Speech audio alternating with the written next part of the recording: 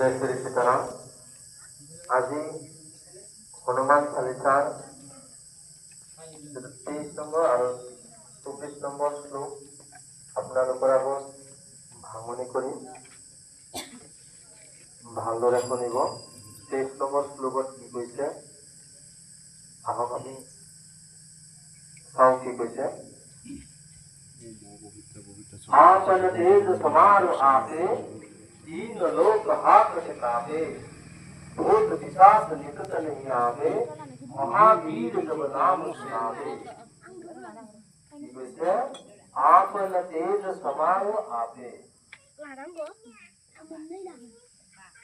तीन लोक हाथ कापे তার মানে কি কৈছে নিজৰ তেজস্বিতা তুমি নিজে সংযত কৰি ৰাখা বুলি কৈছে। হনুমানজী কি কৈছে তোমাৰ ধ্বনি শুনি ত্ৰিলোক কম্পিত হৈ থাকে। হনুমানজী ইমান শক্তিশালী আছিলে। হনুমানজী শক্তি কি কৈছে কিমান শক্তি আছিলে হনুমানজী নিজেও গম পোৱা নাছিলে। কাৰণ হনুমানজীৰ শক্তিৰ কাৰণে কোনোদিন কি কৰা নাছিলে পৰীক্ষা কৰা নাছিলে। হনুমানজী সদায় ভক্তি কৰিছিলে আৰু কি কৰিছিলে ৰাম নাম লৈ আছিলে। কৈছে ভূত পিশাচ নিকট नहीं आवे महावीर जब नाम सुनावे। মহাবীৰৰ নাম শুনোৱাৰ লগে লগে ভূত পিশাচ আদি ওচৰলৈ নাহে বুলি কৈছে। তো হনুমানজীৰ নাম শুনিলে কোনো কাৰণত কোনো ধৰণৰ ভূত পিশাচ এইবিলাক কি বোলে ওচৰত নাহে। এতিয়া আমিও প্ৰভুৰ নাম লৈ ঘূৰিব লাগে, হয় না নহয়?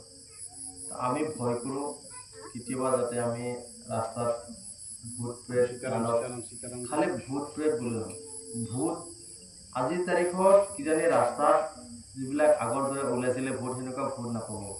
আজি মানুহে ভূত, হয় না নহয়? আজিৰ তাৰিখত মানুহে ভূত। তো তথাপিতো আপোনালোকে হনুমান চালিচা পাঠ কৰিলে আৰু হনুমান চালিচা পাঠ কৰি হনুমান চালিচা কি কৈছে সেইখিনি জানি লোৱাৰ পিছত বুজি পালে কি কয় বেছি সুবিধা হয়। আৰু বুজি পায় যিটো আপোনাৰ প্ৰয়োজন হয় সেই শ্লোকটো আপুনি কি কৰিব পাৰে 108 বাৰলৈকে জপ কৰিব পাৰে। যেনেবা কেতিয়াবা মানুহৰ মনত ভয় থাকে, কেতিয়াবা ভূতৰ ভয় থাকে, নহয় জানো? তো তেতিয়া আপোনালোকে কি কৰিব এই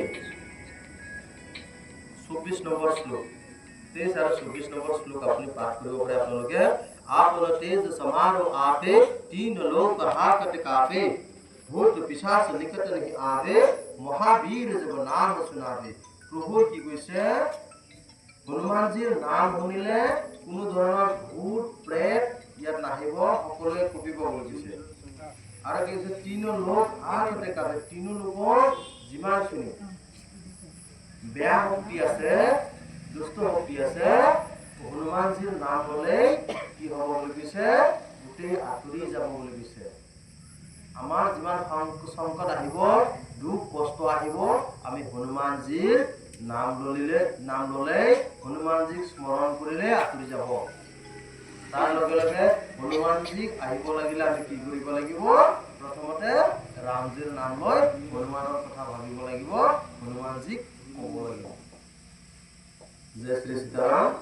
আমি আকৌ এবাৰ মই অসমীয়াত কৈছোঁ নিজৰ তেজস্বিতা তুমি নিজে সংযত কৰি ৰাখা আৰু কি কৈছে তোমাৰ ধনী শুনি ত্ৰিলোক কম্পিত হৈ থাকে।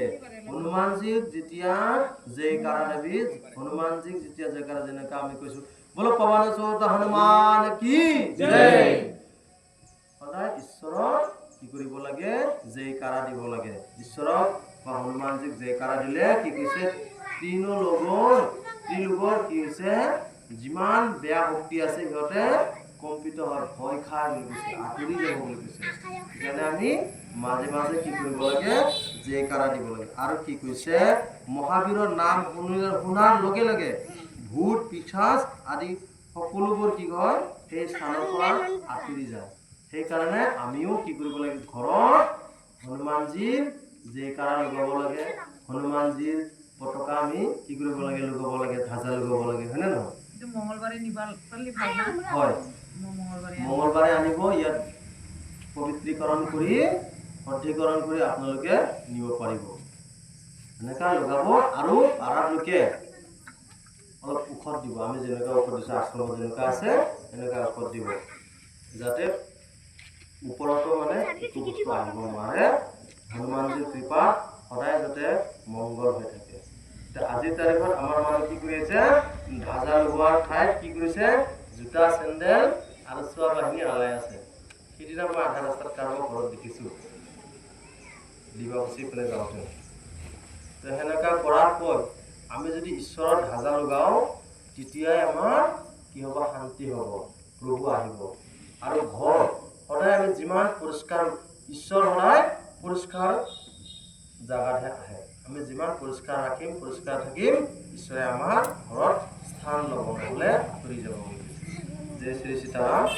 আমি 23 আৰু 24 নম্বৰ শ্লোক এইখিনিতে স্থগিত ৰাখিছোঁ। আমি পৰৱৰ্তী 25 আৰু 26 যিটো শ্লোক মই আপোনালোকৰ আগত সামৰিছোঁ। জয় শ্ৰী সীতাৰাম।